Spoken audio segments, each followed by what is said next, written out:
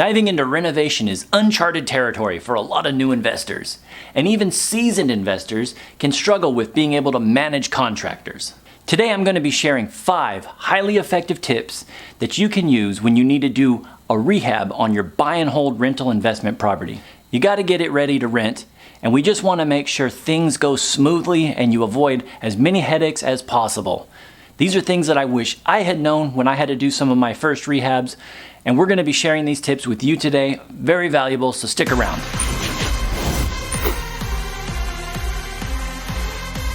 What's up, you guys? Jay here, and welcome to Gems, the channel that talks about real estate, personal finance, and how to make money with investing.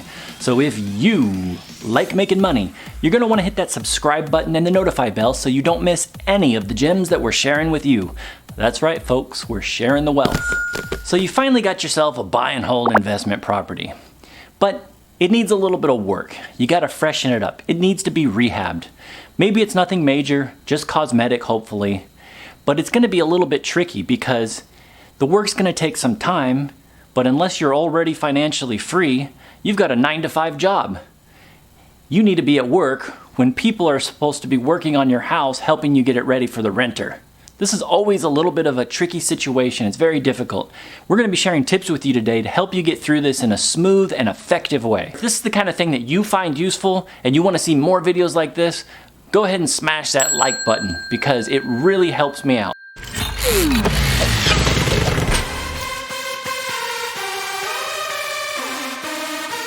Alright, so I got a little rehab of my own going on right now.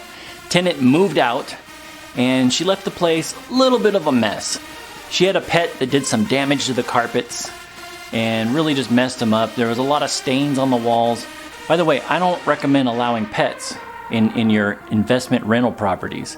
But in this case, she already had a pet when I acquired the asset. So I got this remodel going on. You can see here, we've already done some work. We're in the middle of it. The walls have been freshly painted. Got a nice color on the wall. It's called Spanish sand. It's a really great neutral color that works well. Doesn't offend anybody. It's sort of organic and just kind of feels good in a rental property. Alright, so we don't want to spend too much time talking about the rehab that I have going on. I just wanted to give you guys a sense of what I'm doing right now and let you know that I'm out there in the weeds dealing with the same thing. And I've actually had to do this plenty of times in the past, and over the years I've made a lot of mistakes. And I've learned a few things, and these are the tips that I'm going to be sharing with you today. These are things that I think should generally be followed every single time you go to do a rehab. Without any further delays, let's just jump right into it. I know you guys are waiting to see what the tips are, so let's go. So the easiest thing to do to manage your contractors is to be there, to be present. The problem is contractors usually like to work weekdays 9 to 5 when most of us have to go to our regular job. So it's really tricky to actually be there when the contractors are doing the work. So we need strategies and process in place to help us get through this successfully and make sure that everyone's aligned and things are completed the way you intended them to be. And it's as easy as blue painter's tape.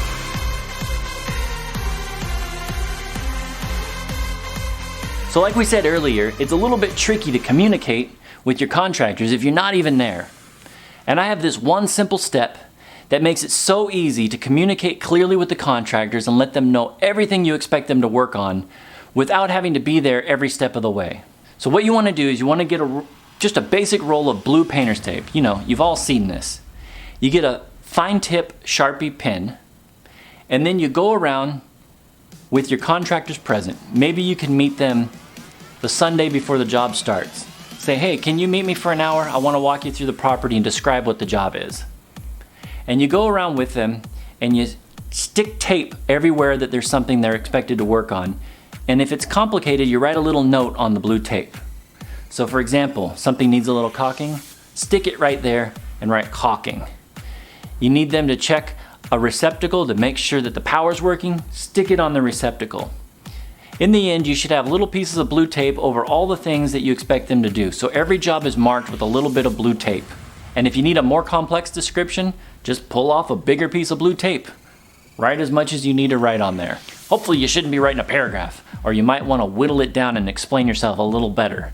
You can stick these pieces of blue tape everywhere, and as the contractor goes around while you're at your regular 9 to 5 and you can't be there, they're able to just pull the piece of tape off, get started, and do a little bit of this or do a little bit of that.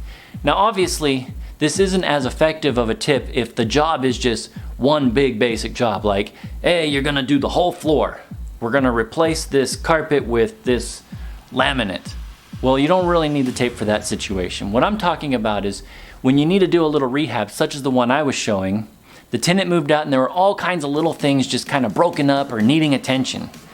Everything from switches that didn't work, to cracks in the wall that need patched up, to receptacles that need to be tested, GFIs that needed to be replaced, faucets that needed to be pulled out and repaired, caulking that needed to be added to key areas. And what's great about the blue painter tape trick is that after you get off work and you stop by the property, even if your contractors have left for the day, you remember where you stuck the tape. You could just go by and look. If the tape's gone, check it out and see if they've done a good job. See if the work has been done. What's also cool is if you notice more things along the way or things need to be corrected, you just add more tape. So for example, I had a wall where I wanted a patch. The sheetrock was a little bit damaged and I put a piece of tape there and I came back and they did patch it, but it really wasn't good enough. It still kind of looked like it needed a second round of patch. So I just left a little bit of blue tape there, which let the contractor know that they needed to do a little bit more work on it, kind of smooth it out. Tip number 2, get it in writing. Now this one's a little bit tricky because it sounds so simple, but when you get out there and you start trying to make a deal with a contractor, it's so easy to not do this one. Even knowing that this is super important, I've made the mistake of not getting it in writing. You're standing there with the contractor, you're talking about what needs to be done, and somewhere in the conversation they say something like, you know what, I'll get it all done for 800 bucks, don't worry about it. And you reach out and you say, you got a deal, when can you start? And at that point it's so easy just to say, cool, all right, let's go. You don't want to stop and say, hey, let's get some paperwork. You're kind of worried that it might offend the contractor. What, you don't trust me? I just made a deal with you. And let me tell you, this should not offend the contractor. If the contractor you're working with has any sense of being a reputable person at all, they will not feel offended that you want it in writing. It's just the right thing to do to protect both parties. Believe me when I say, projects tend to get out of hand, things change. When you start digging into stuff, new things pop up that are unanticipated. There's always a hurdle. Never be afraid to just say, hey, can I get that in writing? And it doesn't have to be an elaborate legal document or anything. It could just be a very simple note saying who's going to do what work, how much it's going to cost, and when they anticipate it'll be completed. Both parties sign and date, give a copy to both parties, and you're good. That usually is sufficient. Now again, I'm not a lawyer and I can't give you legal advice. However, I do believe that most lawyers would agree that it's important to have some sort of written contract explaining what the terms of your agreement are before the work begins.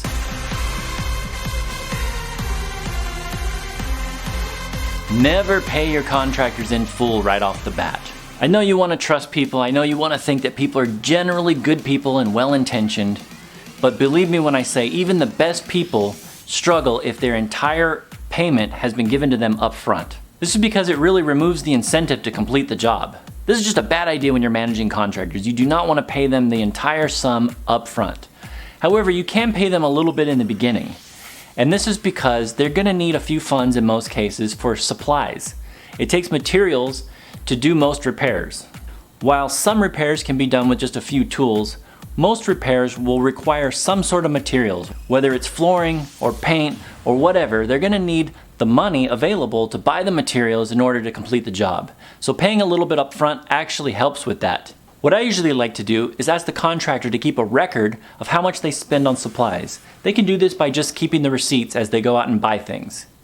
Then what this allows you to do is deduct that from the amount of money you've given them up front.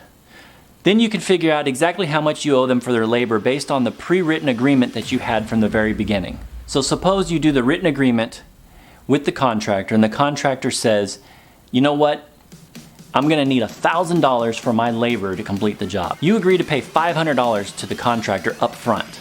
However, the contractor goes out and buys $400 of supplies. That means they had $100 left over that was just extra because they didn't use it for the supplies. You can have the contractor apply that toward the labor. Because they have $100 and you agreed to pay them $1,000 for their labor, you simply owe them $900 that you can pay them at the end. What I really like about this is some of the money goes to supplies, So the bulk of the payment ends up being at the end of the job. And it just really gives the most incentive for the contractor to go ahead and finish the job. Because really what you're going for is as much incentive as possible to have them finish and complete the job. Let me tell you, there are a lot of great contractors in the world. And if you know one and you work with one, consider yourself very lucky. It's just really, really tricky to get a good, reliable contractor that can give you a great price, always show up, always complete the job, and do it in a fair amount of time. I mean, trying to get cheap, fast, and quality, supposedly that can't even be done. But if it could be done, it'd be even harder to do it when working with contractors. All right, 4 is a huge one. This one single little step will allow you to get your jobs completed much faster on average. And what it is making sure that your contractors have bottles of water to drink and a few protein bars or granola bars to snack on. And this is a great little trick. A lot of people don't think about this. But what you want to do is you want to supply your contractors with water and snacks. Now let me explain why this is good. First of all, contractors are human beings, and it's just nice to make sure they have a little bit of water to drink. But what will happen is if your contractor doesn't have any water to drink, they're gonna leave the job site because they're going to get thirsty. I know this sounds like common sense, but you'd be amazed how much longer your contractor will work if you just put bottled water and leave it there and say, hey, this is for you to drink. If you get thirsty, just drink as much as you want. I also like to bring little protein bars or granola bars or something to snack on just to cure the hunger. So that way your contractor's just out there busy, working away, and if they have something to just snack on, something to drink, they're less likely to leave the job site for a couple hours or maybe call it an early day and not come back until the following day. Now this tip is so simple, I know, but believe me when I tell you it'll make a great impression on your contractors. You want your contractor to like you. If your contractor is doing the work begrudgingly and they just have contempt for you, maybe they feel like you're abusing them, you're not paying them enough, they're not gonna do the best job. You really want anyone who's gonna do work for you to feel like you're a great person and that they wanna do a good job and make you happy. And you'd be surprised how far this can go. It really goes a long way. Just like, hey, I thought of you, I knew you would be getting thirsty and I left you some bottled water. Guaranteed win. They're gonna love it.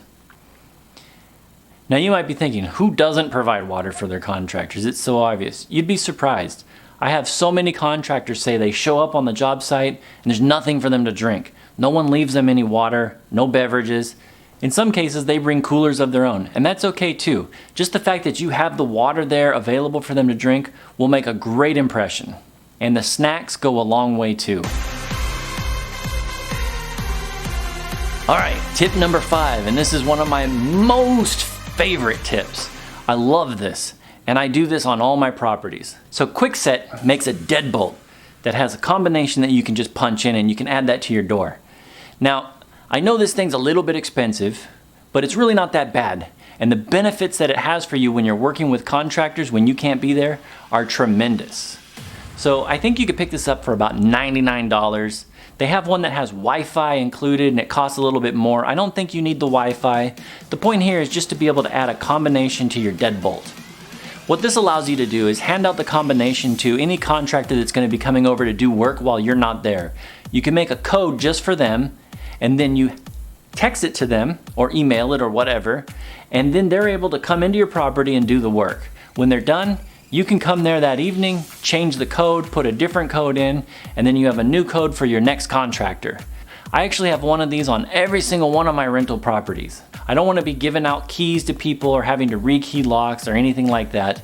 I love being able just to have a code and say, hey, here's your code, please go in and start the work. Contractors love the level of flexibility you're able to provide when you have a code on the door that lets them come in. That way they're not having to constantly kick back with you and organize for you to be there exactly when they show up, etc. They can just arrive and start working. And if you have a good contractor, they're going to do a great job whether you're there or not. I can't even tell you how much hassle having this on every single one of my rental properties has saved me. A couple other bonuses I like about the lock is it looks really nice on the door and it seems like an upgrade. When a tenant shows up to rent the property, one of the first things they see is the front door because they have to come in the house. They come up to the front yard, they get an impression of the landscaping, they see the door, and there's just a nice lock on the door. I know it's probably minor, but I feel like it's a great first impression. And also what's really cool about it is you can set it up so that they can't change the codes. This way you'll always have a code that you can use to get into the house, provided the batteries are working. These things also add a little bit of security because they can be programmed to automatically lock the deadbolt. This does run the risk of people being locked out of the house, but you could always call and give them the code if they get locked out. Tenants do tend to lock themselves out, and unfortunately, when some tenants get locked out, they try to break into the house. Whether it's breaking in through a window or trying to screw up your door jamb and get in through the door. What you want the tenant to do is give you a call and you rush over with a spare key. But even if they do that, which is the correct thing to do, it's still a pain out of your day to have to come over with a spare key and let the tenant in. So if you have the code, you could just give the tenant the code and they're able to let themselves in. Thereby you avoid one of the most common problems that could ever happen, which is a tenant locking themselves out. Alright, if you're still here, I got one bonus tip for you for sticking around till the end. And that is the Kwikset locks that can be rekeyed without having to change out the locks. Kwikset has a system where with a couple of seconds, you can completely change the locks. You don't have to buy a new lock or pull anything off. There's no tools really. One little pin is the only tool needed. And you just change the lock from one key to a different key. And it is super convenient. Because if you have tenants that are moving in and moving out, you're going to want to change the locks for security purposes. And by having the Kwikset rekeyable locks, you're able to do this as many times as you need. It's completely free and it saves you a ton of time. I use these kind of locks on all my properties. They've been really handy, they've worked really well. I have some that I've had for several years now and I've never had a problem. So hopefully you have found these tips helpful and there's something in there that you can use when you go to do your renovation projects and you need to manage your contractors. Until next time, thank you for watching.